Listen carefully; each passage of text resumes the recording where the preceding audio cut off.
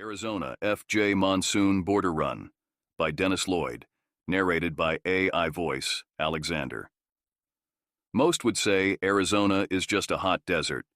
You've been to the Grand Canyon and saw the big hole in the ground, but have you been to southern Arizona and witnessed the grandeur of the wide-open ranges around the Patagonia Mountains and the San Rafael Valley? I got that chance when I was made aware of an Arizona FJ event called the AZFJ Monsoon Border Run. They run it every few years. It's an all-day adventure starting in Tucson and stretching south to the Arizona-Mexico border and back up to Sierra Vista for dinner, then completing a huge loop back to Tucson. The rendezvous was at South Houghton Road off the 10 freeway. As I got off the freeway, all I could see were a ton of mostly FJs lined up on the wide shoulder. Everyone was milling about taking photos and greeting one another. It was already hot at 10 a.m. in the morning. This was no ordinary gathering of, let's meet and ride folks. It was officially organized and ran like a major event. James Jimbolio Long was our fearless trail leader. He had a table set up to check in all the participants, and each received a name badge and list of HAM operators in the lineup. Another member of the non-club AZFJs was handing out official event t-shirts to those who ordered one. Once everyone was checked in, Jimbolio went over the itinerary and route as he pointed to the large topo map mounted to the side of his Sun Fusion FJ. He was wearing a plastic conquistador's helmet as he tried to channel Spanish explorer Francisco Vázquez de Coronado, who explored much of the area we would be driving through. After the brief history lesson, we all mounted up and began our journey. We stopped and waited along S. Sonoita Highway and collected all the FJs into an impressive convoy. There were a few Jeeps, Tundras, and an old Toyota 4Runner, all of which were in good spirits as the CB chatter began. Familiar friends were cracking jokes left and right, and Jimbolio dropped tidbits of info of the area as we drove through vast grasslands. We started to roll through beautiful green hills dotted with mesquite trees as we made our way to Patagonia, Arizona, the first stop of the day. On our arrival, we were greeted with tree-lined streets and historic buildings. It's a charming little town established in the 1800s, with a current population of about 900.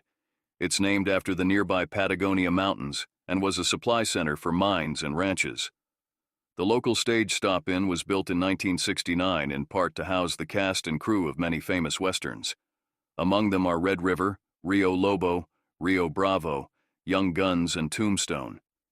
We hung around for about 45 minutes wandering through town checking out historic buildings and taking photos while others aired down or topped off their gas. We all saddled up to our rigs and continued on into the hills outside of Patagonia. We were finally off-road, although it was well-maintained roads hugging the hillsides. The dust kicked up with each vehicle, but it's a great feeling when you're with like-minded adventurers out for a romp in the dirt. Next stop, lunch. Our trail leader led us into a grassy flat lined with mesquite trees for shade. Puffy white clouds rolled overhead as we all settled in for a bite to eat. Some parked their chairs under trees, while others mingled and checked out the various rigs. Kids ran around here and there as kids do, and dogs sniffed nature's scents and panted as the sun bared down. Everyone was enjoying lunch among the wilds, but soon we would be coming to our first patch of rough terrain to negotiate. The mountain road was now a winding dirt track weaving in and around cattle ranches. The grass was green and tall, and cattle could be spotted under the mesquite trees. There were long stretches of road, the kind where the grass grew in the middle of the track, and it was my favorite part of the route. We came upon old dilapidated homes from the past, an old steel windmill and barbed wire fences bordering the lands. We were making our final push for the border, and the rain clouds darkened for our approach. The clouds burst open, and it started to dump on us as we parked our rigs for the obligatory photo on the border. It was no different on the other side. The green grassy terrain undulated gently into the mountains beyond, and it was just as beautiful as the stateside. But the border fence looked like we were storming Normandy Beach. The border fence was made of recycled, welded railroad tracks and reminded me of the anti-tank hedgehog obstacles found on beachheads in W2. As I snapped several shots of the border lineup photo, it rained constantly, but it was refreshing after a mostly hot day. The sky was gray now and overcast, but the vegetation came to life with a deep green hue. It was time to saddle up again. As the rain continued, the roads became slick with mud, and it made for a fun departure east to our next stop at Fray Marcos de Niza Historical Monument, a monument built for a Franciscan friar who was the first European to explore the area in the 1500s.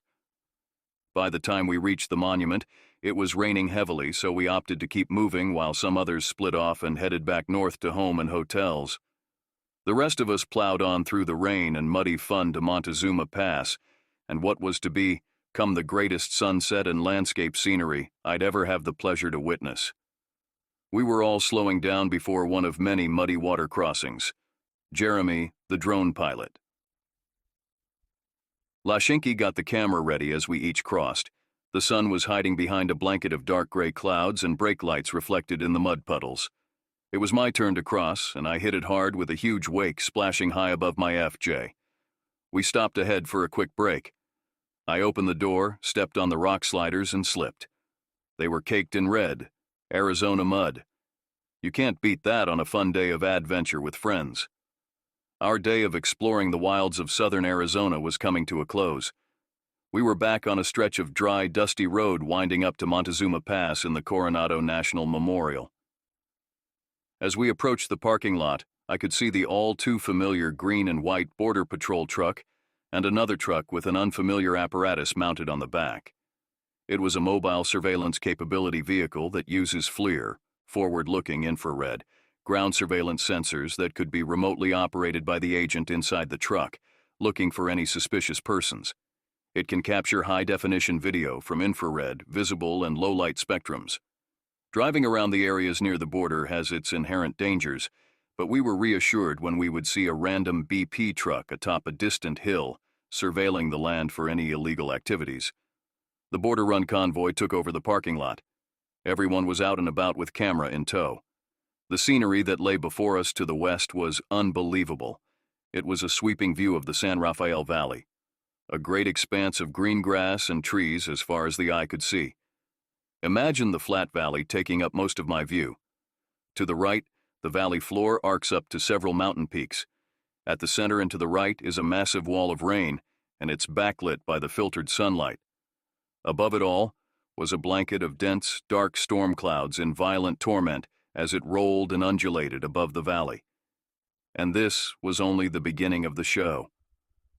Once the sun set behind the mountains northwest of the valley, the orange, pink, and purple hues exploded behind the curtain of misty rain.